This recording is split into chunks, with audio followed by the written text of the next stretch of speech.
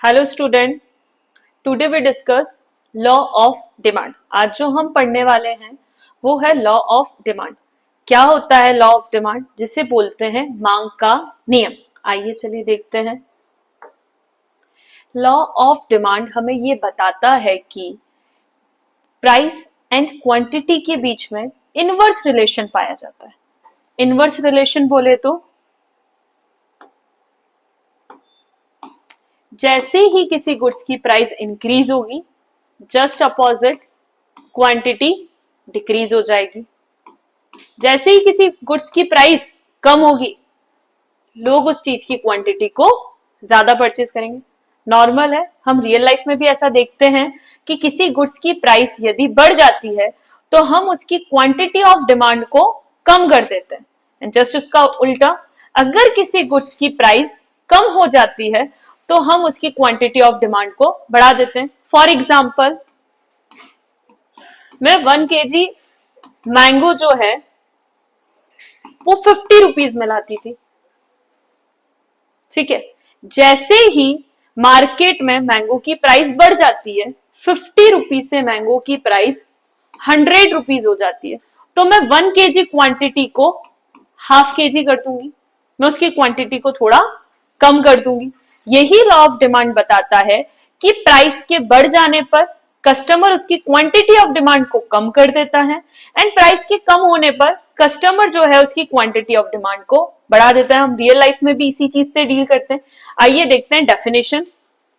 Law of demand हमें बताता है everything else been constant, there is an inverse relationship between price and quantity.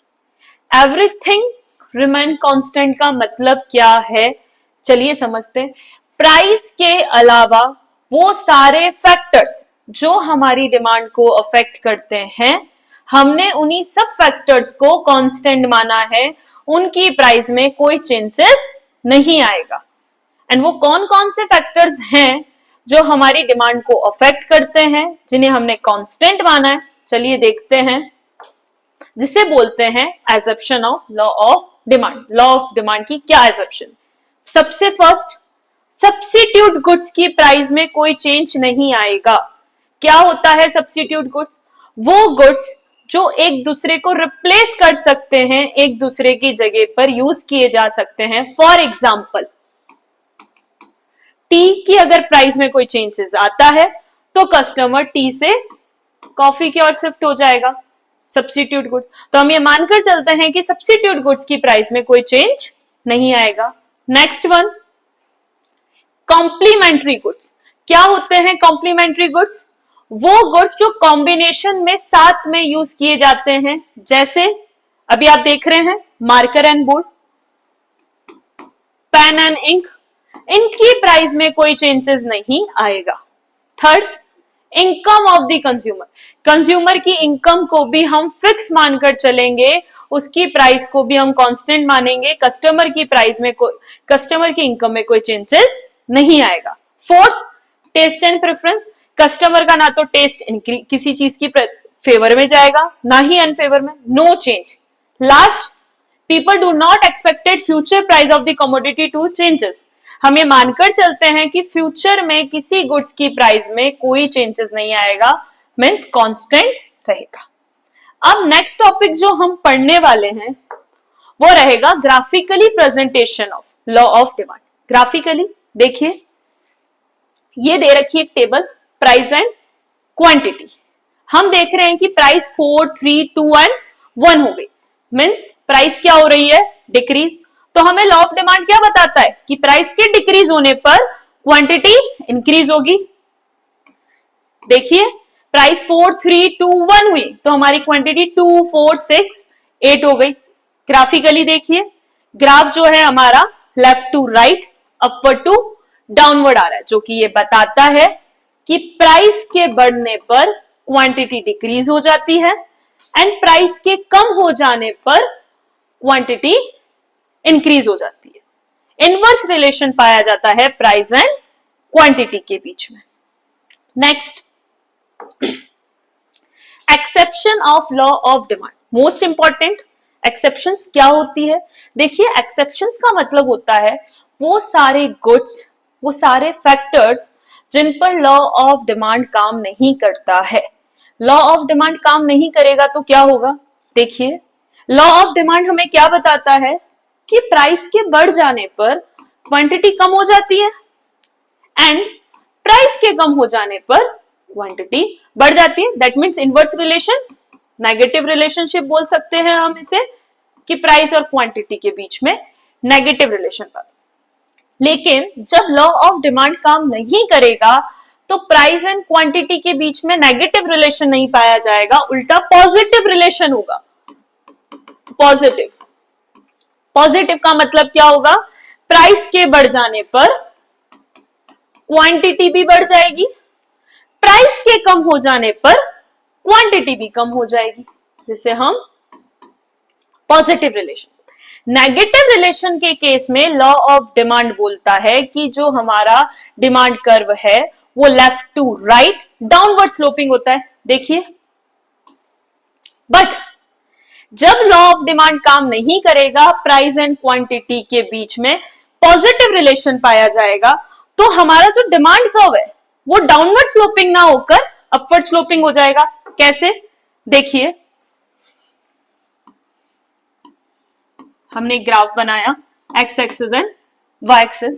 Y axis पे हमने price रखी, x axis में हमने क्वांटिटी ऑफ डिमांड रखी। मानिए पहले प्राइस पी थी, तब हम क्यू क्वांटिटी की डिमांड करते थे। जैसे ही प्राइस इंक्रीज हो गई, प्राइस P1 हो गया, क्वांटिटी भी इंक्रीज होके Q1 हो जाती है। प्राइस के बढ़ने पर क्वांटिटी भी बढ़ जाती है। जस्ट उल्टा, प्राइस जैसे ही कम होती है क्वांटिटी भी कम हो जाती है। तो ये बताता है कि इस केस में हमारा जो डिमांड कर्व है वो अपवर्ड स्लोपिंग है, डाउनवर्ड स्लोपिंग नहीं है। एक्सेप्शन के केस में हमारा डिमांड कर्व कभी भी डाउनवर्ड स्लोप नहीं दिखाएगा, अपवर्ड स्लोप दिखाएगा। अपवर्ड स्लोप ये बताता है कि प्राइस एंड क्वांटिटी के बीच में पॉजिटिव रिलेशन पाया जाता है, नेगेटिव। अब देखते हैं वो कौन कौन से ऐसे गुड्स हैं जिस पे लॉ ऑफ डिमांड काम नहीं करता है। चलिए, सबसे पहला फियर ऑफ शॉर्टेज। जैसा कि हमें लगता है आने वाले टाइम में किसी गुड्स की डिमांड मार्केट में या किसी गुड्स की क्वांटिटी सडनली मार्केट में कम होने वाली है, तो हम क्या करते हैं, ज्यादा प्राइस होने पर भी उसका एक्स्ट्रा स्टॉक रखने के चक्कर में ज्यादा क्वांटिटी परचेस करके अपने पास रख लेते हैं। Second, change in weather. Suddenly लगता है कि वेदर में चेंज हो गया है, किसी चीज की क्वांटिटी मार्केट में कम होने वाली है या उसकी प्राइस वेदर में चेंज होने की वजह से बढ़ जाएगी, तो हम क्या करेंगे, उसकी अभी क्वांटिटी ज्यादा खरीद लेंगे। फॉर एग्जाम्पल अनियन, अगर कभी पता चलता है कि हैवी रेनफॉल्स की वजह से ओनियन की जो क्रॉप है, जो फसल है, वो पूरी तरीके से खराब हो चुकी है, हमें पता है कि फ्यूचर में इसकी प्राइस बढ़ जाएगी, तो हम क्या करेंगे, अभी भी ज्यादा प्राइस पर इसकी ज्यादा क्वांटिटी परचेस करके रख देंगे ताकि फ्यूचर में हमारे पास अवेलेबिलिटी रहे। Third, necessary of life. ऐसे गुड्स जो हमारी लाइफ के लिए बहुत नेसेसरी है, उनकी प्राइस कम हो जाने पर हम उसकी क्वांटिटी को क्या कर सकते हैं, ऐसा नहीं कि उसकी क्वांटिटी में चेंजेस कर देंगे। जैसे मेडिसिन है, नेसेसरी लाइफ की गुड्स है, इसकी जितनी क्वांटिटी हमें लिखी है हमें उतना ही लेना पड़ेगा। बढ़ जाने पर ना तो हम उसकी क्वांटिटी को कम कर सकते हैं, डॉक्टर ने लिखा है दिन में 2 बार लेनी है तो हम दिन में 2 बार ही लेंगे, उसको कम नहीं कर सकते। नेक्स्ट, गिफन गुड्स, जिसको गिफन पैराडॉक्स के नाम से जाना जाता है, जो कि सर रॉबर्ट गिफन ने दिया था। वो क्या बताते थे, वो बोलते थे कि गिफन गुड्स इंफीरियर क्वालिटी के गुड्स होते हैं। इंफीरियर क्वालिटी मींस जस्ट उल्टी, सुपीरियर क्वालिटी का उल्टा, हाई क्वालिटी के गुड्स जो नहीं होते, घटिया क्वालिटी एक तरीके से हम उसे बोल सकते हैं। क्या होता है इंफीरियर क्वालिटी? देखिए, जैसे कि गिफन गुड्स के केस में बोला जाता है, जैसे ही इनकी प्राइस कम होती है, कस्टमर इसकी क्वांटिटी को कम कर देता है, क्योंकि उसे लगता है कि इंफीरियर क्वालिटी और इंफीरियर हो चुकी है, क्वालिटी और लो हो चुकी है, तो कस्टमर अच्छी क्वालिटी की ओर शिफ्ट हो जाएगा, वो और घटिया क्वालिटी को परचेस नहीं करेगा। जस्ट उल्टा, अगर इन गुड्स की प्राइस मार्केट में बढ़ जाए, इंफीरियर क्वालिटी, तो कस्टमर इसकी क्वांटिटी को भी बढ़ा देता है, क्योंकि कस्टमर को ऐसा लगता है कि इसकी क्वांटिटी इंप्रूव हो चुकी है, तो वो इसकी ज्यादा क्वांटिटी खरीदना स्टार्ट कर देता है। Next, Veblen goods.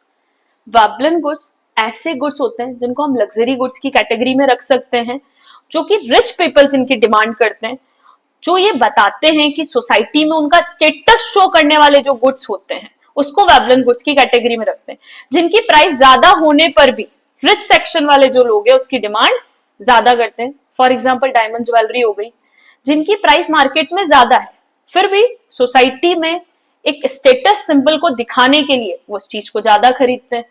तो वैबलन गुड्स वो है जिनकी प्राइस ज्यादा होने पर भी कस्टमर उसकी क्वांटिटी को ज्यादा खरीदता है। डायमंड्स हो गया, कोई बहुत वर्ल्ड फेमस पेंटिंग्स हो गई जिसकी मार्केट में प्राइस बहुत ज्यादा है, फिर भी कस्टमर उसकी डिमांड कर रहा है। क्यों? क्योंकि वो उनके स्टेटस को शो करती है, उनके लग्जरीपन को शो करती है।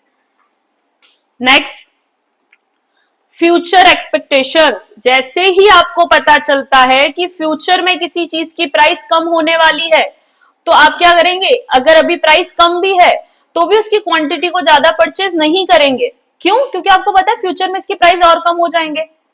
फॉर एग्जाम्पल, अगर देखिए पता चलता है कि आने वाले टाइम में गोल्ड की प्राइसेस और बढ़ने वाली है, तो अभी प्राइस ज्यादा है तब भी मैं उसकी ज्यादा क्वांटिटी परचेज करके रख लूंगी अपने पास। क्यों? क्योंकि मुझे डर है कि फ्यूचर में इसकी रेट्स और ना बढ़ जाए। Last, emergency situations.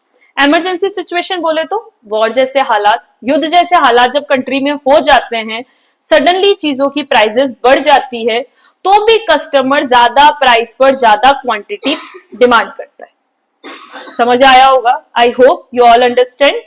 Thank you.